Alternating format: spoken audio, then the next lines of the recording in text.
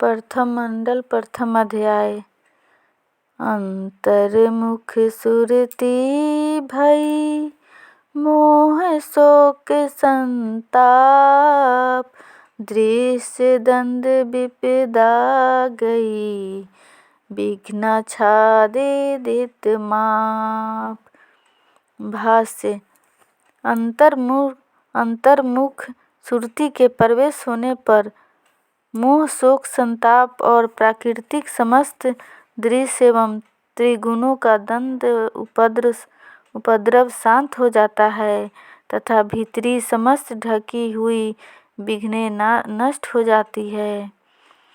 काल चक्र से पृथक रहे काल चक्र को देख, वीतराग वह पुरुष हैं जीवन मुक्ति परिपेख।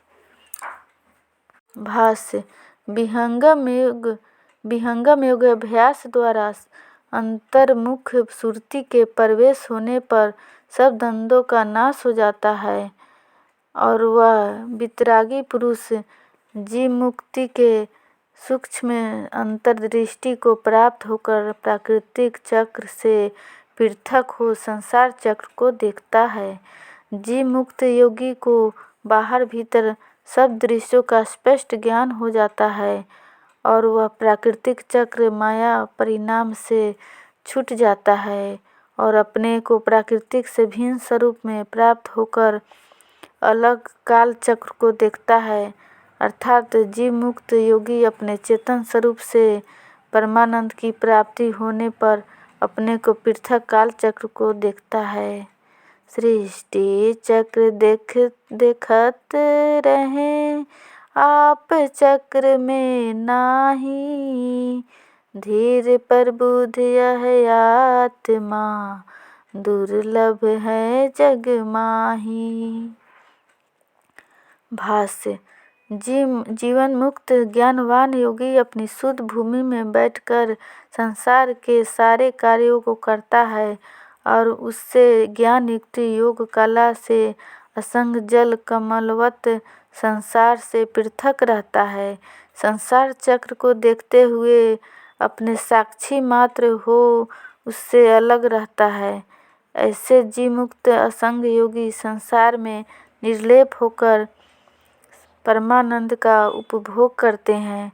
संसार में ऐसे जीव मुक्त योगी अत्यंत दुर्लभ हैं। अर्थात इस महान पद को कोई विशेष पुण्य प्रतपवान पुरुषार्थी योग युक्त योगी ही प्राप्त करता है।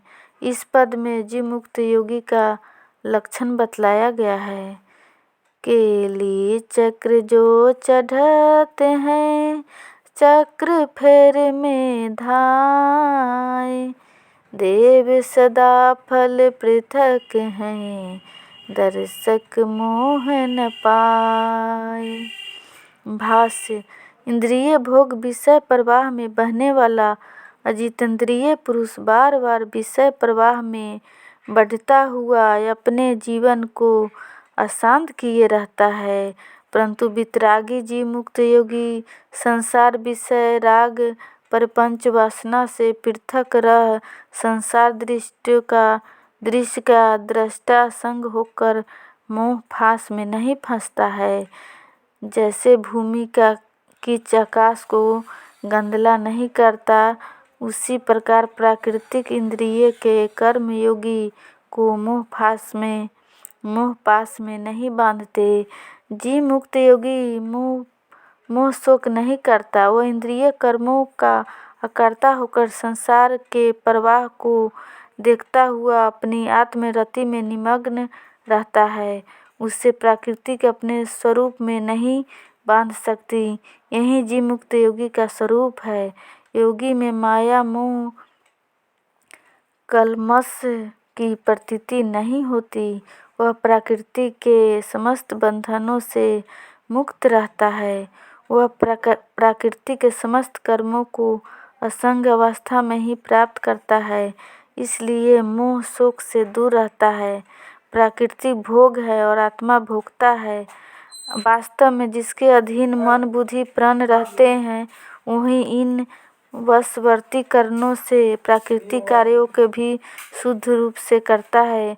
अतः जीव मुक्त योगी माया जगत को देखने वाला है, उसमें संसार का मुंह स्पर्श नहीं करता। प्रथम अध्याय भाष्य समाप्त। बोलिए सद्गुरुदेव भगवान की जय।